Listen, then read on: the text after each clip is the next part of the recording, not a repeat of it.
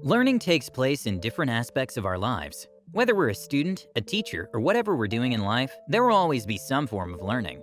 For most of us, we start formal learning as early as childhood, and so through the years we've accumulated habits and beliefs about what learning is and how to learn best. However, are we really learning the right way? Acquiring new information may be easy, but making sure that our learning sticks is a different thing. In this book, we're taught with practical strategies on how to learn better and retain it longer. Different learning myths on how to learn effectively are also corrected based on empirical findings from neuroscience and cognitive psychology. Here are the top 7 lessons from the book Make It Stick: The Science of Successful Learning by Peter Brown. Lesson 1. Practice retrieving information. Some of us may think that learning is about acquiring and storing new information. However, learning does not just stop there. Learning also involves retrieving everything we've stored whenever needed. We tend to be so concerned with accumulating knowledge without knowing if we can still retain it. So to make sure that we can retain what we've learned, it would be helpful to practice regular low-stakes retrieval. For instance, after reading a chapter, we may try a short post-test or evaluation, instead of waiting until we finish 5 chapters before evaluating ourselves. Doing so could help us monitor our learning from time to time and allow us to make improvements in our strategies or review lessons whenever needed. Lesson 2. Space it out. It's a common scenario for students to have several exams all in the same day. As a result, students tend to cram, especially when they could not manage their time well. So when should we really start studying? Trying to learn a lot of material in a short span of time is clearly not effective. What is suggested is for us to space out study sessions. For instance, we can allot 1 hour each day to study a certain material, instead of studying all in one sitting for one day. Spacing out study sessions will allow us to absorb each material one at a time, which enhances retention. It also allows us to check how much we comprehend the material and guide us if we need to spend more time for those we find difficult. Lesson 3. Study varied topics. Aside from spacing out our study sessions, it would also be helpful to study varied topics in between. This is called interleaving or spaced varied practice. If a student needs to prepare for 2 exams, each subject could be studied one after the other. Others may assume that doing so will create interference, but studies suggest that this could improve mastery and retention. It develops our ability to consolidate everything we've learned and engages our long-term memory. Lesson 4. Challenge yourself.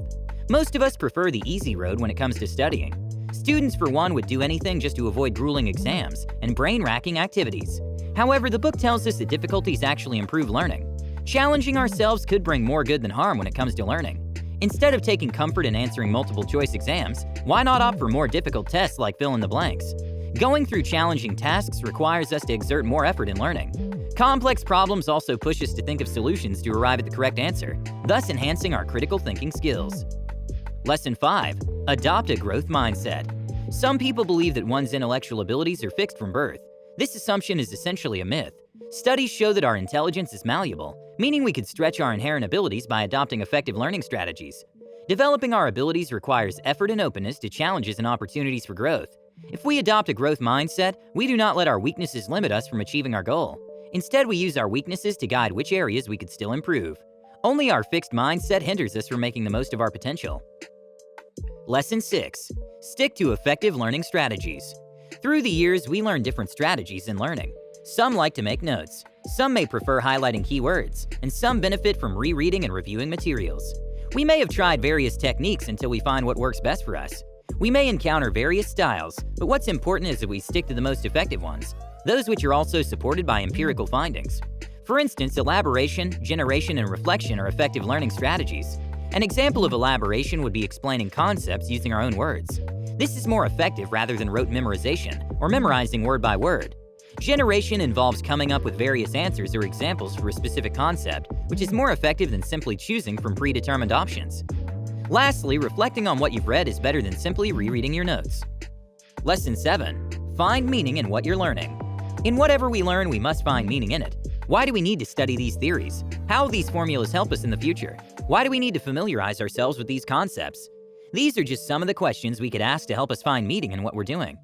Once we understand the purpose of what we're learning, we'll feel more motivated and more engaged in the process. We would also be more likely to persevere despite difficulties. It's also essential to connect what we're learning to our current situation and how these would be helpful for us in the future. In conclusion, this book explains the true nature of learning and offers more effective learning strategies.